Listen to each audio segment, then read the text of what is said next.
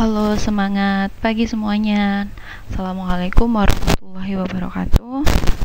Nah, kita jumpa lagi dalam praktikum hari ini dengan materi katalog unsur geografi Indonesia. Nah, atau sering dikenal dengan sebutan KUGI. Nah, yaitu yang pertama tujuannya mengenalkan apa itu sebenarnya penyusunan struktur informasi geospasial sesuai katalog unsur geografi Indonesia, dan dibagi menjadi beberapa submateri. Yang pertama, membuat skema basis data informasi geospasial berdasarkan KUGI, melakukan pembuatan feature class sesuai KUGI, mengimport template KUGI ke dalam format geodatabase, dan menambahkan data ke dalam format data KUGI. Nanti kita bahas satu persatu. Yang mulai pertama yaitu sebenarnya apa itu katalog unsur geografi Indonesia. Pengelolaan data dan informasi geospasial itu merupakan bagian dari pengelolaan IG, yaitu secara bersama, tertib, terukur, terintegrasi, dan berkesinambungan serta berdaya guna. Nah, di sini kita tekankan pada kata terintegrasi dan berkesinambungan. Pentingnya katalog unsur geografi Indonesia ada di dua kata itu, sesuai dengan PP nomor 27 tahun 2014 tentang GIGN. Nah, sedangkan menurut Perkab BIG nomor 12 tahun 2013, semua data yang disimpan dalam perangkat elektronik harus memperhatikan struktur penyimpanan DGIG digital dan disimpan dalam struktur berupa katalog unsur geografi. Nah, jadi untuk memperoleh keintegrasian dan kesinambungan data antar satu instansi dengan instansi lainnya, maka data yang disimpan dalam perangkat elektronik ini struktur penyimpanannya nggak sembarangan, tapi harus memperhatikan aturan yang ada di dalam KUGI atau katalog unsur geografi Indonesia. Nah, di dalam web KUGI sendiri, jadi KUGI ini dibuat oleh BIG, kemudian ada webnya, dan di dalam webnya itu ada dua modul utama. Yang pertama, web page KUGI dan web aplikasi katalog meta service. Sedang untuk web aplikasi katalog meta service tidak dibahas pada hari ini dan tidak dibahas pada materi sistem informasi geografis, karena ini merupakan bagian dari materi sistem informasi geografis berbasis web atau SIGWeb. Nah, kita fokus pada webpage KUGI. Webpage KUGI ini berupa sistem dari katalog unsur geografi Indonesia yang berfungsi untuk menampilkan, mencari, menambah, melakukan ekspor, dan mendownload data yang berhubungan dengan KUGI. Nah, webpage KUGI ini basis datanya disimpan di dalam data center milik BIG. BIG itu Badan Informasi Geospasial. Nah, dikelola oleh PPPIG, Pusat Pengelolaan Penyebarluasan Informasi Geospasial, Deputi Bidang Infrastruktur Informasi Geospasial BIG. Nah, kalau kita lihat di webnya ini tampilan beranda webnya. Kita bahas satu persatu di dalam webnya itu. Nah, ini webnya, masuknya langsung ke arah ke sini. Nanti ini berandanya akan dikenalkan apa itu KUGI. Nah, kemudian di sini ada tab-tabnya. Di sini ada tab KUGI. Misalnya kita klik KUGI versi 5, nanti akan muncul seperti ini. Jadi ada sejumlah 14 unsur, di mana merupakan, kalau istilah gampangnya kalian kenal sebagai feature dataset.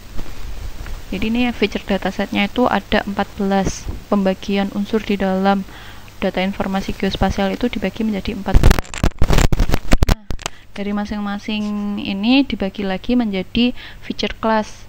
Misalnya saya klik transportasi. Nah, di sini kita lihat ada 4, yaitu ada transportasi darat, laut, udara, dan perkereta apian. Dibagi lagi. Ini namanya subkategori. Jadi kalau 14 ini namanya kategori, di dalam KUGI namanya kategori, kemudian ini namanya subkategori. Nah, dan di sini dibagi menjadi beberapa, ini namanya unsur. Jadi ingat ya, kalau ini namanya kategori, kemudian ini subkategori, dan di sini namanya unsur. Nah, apabila kita klik unsur, misalnya kita klik detail jalan ini, maka nanti akan muncul seperti ini. Ada namanya unsur.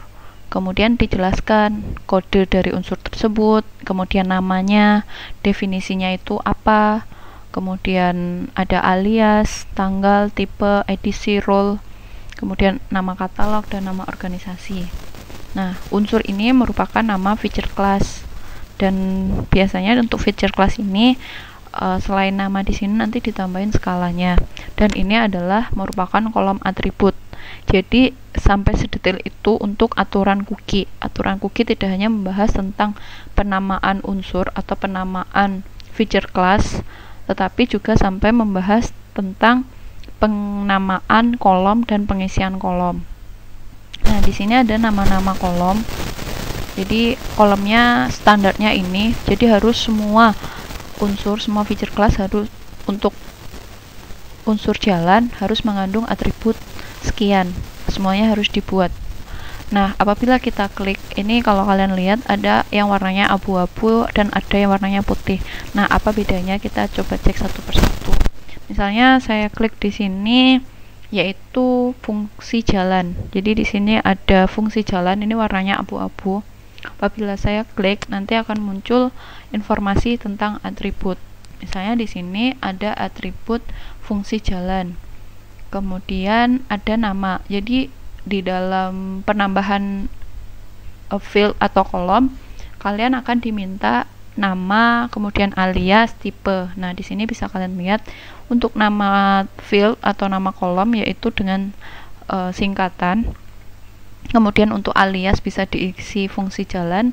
Kemudian untuk tipenya adalah integer. Nah, di sini ada listed value atau domain atau isian untuk atribut fungsi jalan. Jadi dalam kolom fungsi jalan, isian atributnya itu tidak berupa string, tidak berupa teks, tetapi berupa kode. Nah, kodenya berapa? Itu ada 1 sampai 4, kemudian 999. Di sini maksudnya kode 1 itu untuk fungsi jalan arteri, kemudian kode 2 kolektor, 3 lokal, 4 lingkungan, dan 999 ini fungsi jalan lainnya. Ataupun misalnya ada jalan yang tidak memiliki fungsi karena jalan itu hanya setapak, nah itu bisa masuk kategori lainnya. Nah, apa bedanya kalau misalnya kita klik yang warna putih? Nah, kita misalnya klik lokasi black spot.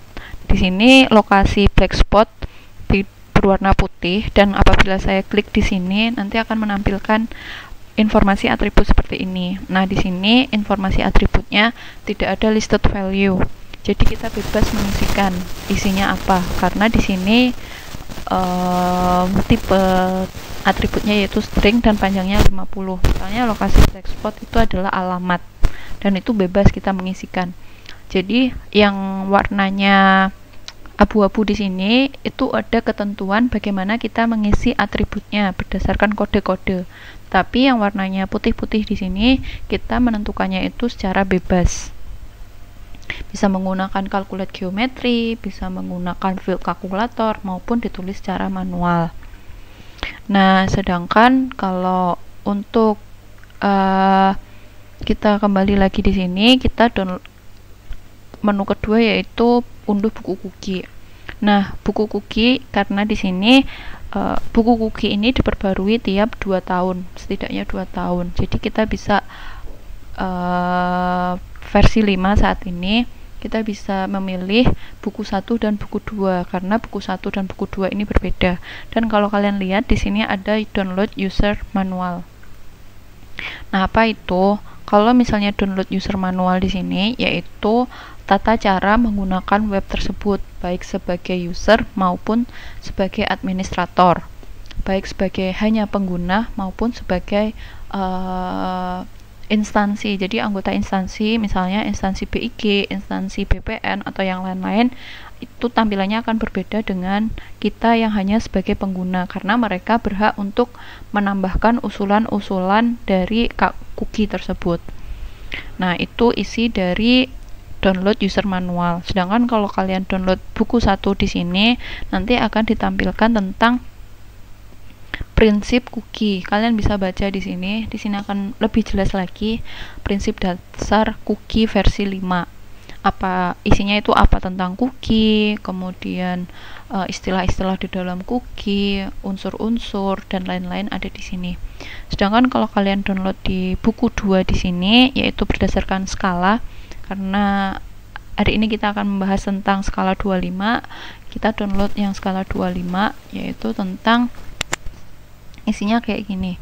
Jadi misalnya ada kategori A, referensi spasial, kodenya apa, nama, definisi. Ini sebenarnya sama persis saat kita klik satu persatu di dalam unsur. Nah, ini di PDF kan jadinya di sini. Nah, kalian bebas menggunakan apa.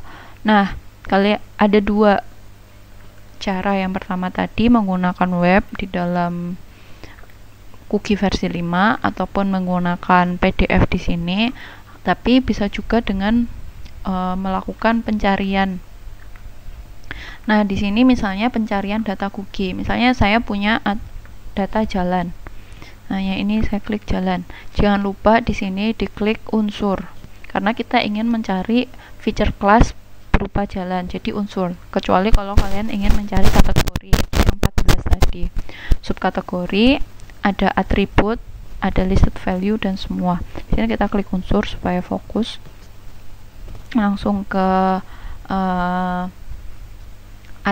langsung ke feature class jalan, nanti hasilnya kurang lebih seperti ini. Nah, seperti itu. Ini ada unsur. Nah, kembali ke sini. Nah, jadi apa itu cookie? Cookie adalah suatu sistem yang berisi unsur dan atribut yang dapat digunakan oleh produsen dan pengguna informasi geografis dalam membangun struktur data geografis. Cookie di sini terdiri dari 14 kategori. Kemudian tujuannya yaitu memudahkan penggunaan data secara bersama maupun pertukaran data. Jadi apabila nama unsurnya udah sama, nama kolomnya udah sama, isian kolomnya udah sama, maka untuk melakukan pertukaran data antar instansi maupun pertukaran data antara produsen instansi tersebut dengan pengguna, yaitu misalnya masyarakat umum, itu akan lebih mudah. Nah, itu tujuan dari penyusunan cookie. Kemudian siapapun yang boleh menggunakan cookie, semua yang memproduksi, mendistribusikan maupun yang menggunakan data geografis itu disunahkan menggunakan cookie. Data geografis di sini terdiri dari data geografis saja maupun data geografis yang dikaitkan dengan data non geografis. Misalnya data geografis saja itu yaitu GPS. Nah, itu kan data geografis, murni geografis. Sedangkan kalau dikaitkan dengan data non geografis, misalnya sensus penduduk tetapi memiliki informasi alamat sehingga bisa dijadikan informasi geografis. Nah, di sini kalian lihat tadi di sini ada 14 kategori, kemudian ini subkategori dan ini adalah unsur. Dan di sini dijelaskan bahwa ada kode unsur tersebut. Nah, bagaimana penyusunan kode unsur tersebut? Yaitu ada kategori, kemudian subkategori. Jadi C ini adalah kategori untuk transportasi, kemudian A transportasi darat karena jalan berada di dalam subkategori transportasi darat. Kemudian geometri yaitu garis atau polyline 02. Angka skala ini menunjukkan skalanya berapa. Ini skala, berarti kita bisa lihat di sini ada 04. Berarti dia skala 1/100.000 atau dan yang lain-lain. Kemudian ada kode unsur. Kode unsur ini terbatas, yang memiliki data fullnya yaitu BIG. Jadi kita bisa lihat di pencarian metadata tersebut. Nah, bagaimana cara melakukan pengaturan feature class sesuai cookie? Jadi kita membuat feature class, membuat geodatabase. Misalnya geodatabase ini yaitu sesuai nama daerah, misalnya Sleman, kemudian ditambah angka skala. Kemudian membuat feature dataset. Nama feature dataset ini sesuai dengan nama kategori, bukan subkategori, di mana sistem koordinat X-nya yaitu WGS 1984 dan sistem koordinat Z-nya adalah GM 2008 Geoid. Sedangkan untuk feature class-nya harus sesuai dengan nama unsur di dalam cookie ditambah angka skala. Nah, bagaimana untuk aturan kolom atribut? Nah, ini udah dibahas tadi. Jadi, atributnya itu membuatnya kolom atribut di dalam field saat membuat feature class. Di situ kita bisa melampirkan field atau kolom, yaitu menambahkan misalnya nama untuk kolom informasi arah jalan ditulis ARHJLN. Nah, pada prinsipnya field atau kolom yang ada di dalam cookie itu boleh ditambah atau boleh dikurangi, tetapi standar yang ada di dalam cookie tidak boleh dikurangi. Jadi harus melampirkan semua atribut atau semua field atau semua kolom yang ada di cookie baru kita tambah, nggak boleh dikurangi. Nah, kemudian field atribut ini ditambahkan saat pembuatan feature class. Nah, bagaimana untuk aturan isi kolom atribut? Nah, kita udah lihat tadi, ini saat kita membuat feature class nanti ada kolom field, kita tambahkan satu persatu. Yang bisa ditambahkan di sini ada nama kolomnya, yaitu merupakan kode-kode yang ada di unsur. Kemudian ada data, tipe datanya juga ada di cookie. Kemudian untuk alias juga ada di cookie. Kemudian untuk domainnya sementara dikosongkan. Nah, di sini kalian bisa melihat domainnya masih kosong. Nah, ini yang dinamakan domain. Jadi listed value atau isian atribut itu dinamakan domain. Nah, bagaimana cara membuat domain? Domain ditambahkan dengan menggunakan geodatabase. Nah, misalnya untuk atribut jalan di sini domain kode 1 itu atribut arah jalan menunjukkan kriteria 2. Jadi di sini kode detail 1 untuk arah jalan, untuk atribut arah jalan kode detail 1 labelnya 2 lajur 1 arah tanpa median. Di sini angka kode 1 dari atribut arah jalan menunjukkan kriteria 2 lajur 1 arah tanpa median. Nah, kita membuat domainnya dengan menggunakan geodatabase. Di sini ada deskripsi arah jalan, kemudian domainnya RDF. Nah, RDF ini sesuai dengan kode yang ada di dalam cookie untuk atribut arah jalan.